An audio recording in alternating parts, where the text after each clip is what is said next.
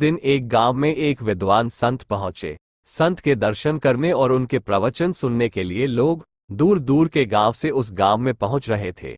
एक गरीब लकड़हारा भी संत से मिलने पहुंच गया। मौका मिलते ही गरीब व्यक्ति ने अपनी परेशानियां संत को बता दी।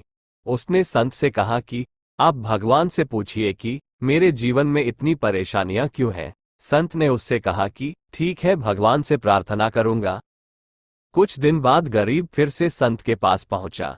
संत ने उससे कहा कि भाई, तुम्हारी किस्मत में सिर्फ 5 बोरी अनाज ही है, इसीलिए भगवान तुम्हें थोड़ा थोड़ा अन्न दे रहा है ताकि तुम्हें जीवन भर खाना मिलता रहे। संत की बात सुनकर गरीब लकड़हारा घर लौट आया। कुछ सोचा, फिर संत से मिलने गया और संत से बोला कि गुरुजी, आप भगवान से कहो कि मुझे मेरी किस्मत का सारा अनाज एक साथ दे दे। कम से कम एक दिन में भरपेट भोजन करना चाहता हूं। संत ने कहा कि ठीक है, मैं तुम्हारे लिए प्रार्थना करूंगा। अगले दिन गरीब लकड़हारे के घर 5 बोरी अनाज पहुंच गई। उसने सोचा कि संत ने मेरे लिए प्रार्थना की है, इसीलिए भगवान ने मुझे इतना अनाज दे दिया है। उसने बहुत सारा खाना बनाया, खुद खाया और गांव के गरीब लोगों को बांट दिया। सभी ने उसे दुआएं दी।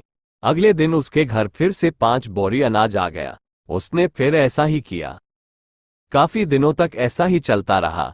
फिर एक दिन उसने संत को सारी बात बता दी। संत ने उससे कहा कि भाई, तुमने अपनी किस्मत का अनाज दूसरों को खिला दिया, इसीलिए भगवान तुम्हें अन्य जरूरतमंद लोगों की किस्मत का अनाज भी दे रहे हैं ताकि तुम उन्हें भरपेट भोजन करा सको।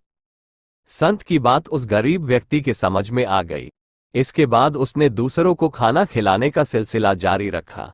दोस्तों, इस कथा की सीख ये है कि जो लोग दूसरों के दुख दूर करने के बारे में सोचते हैं, उनकी मदद भगवान भी करते हैं।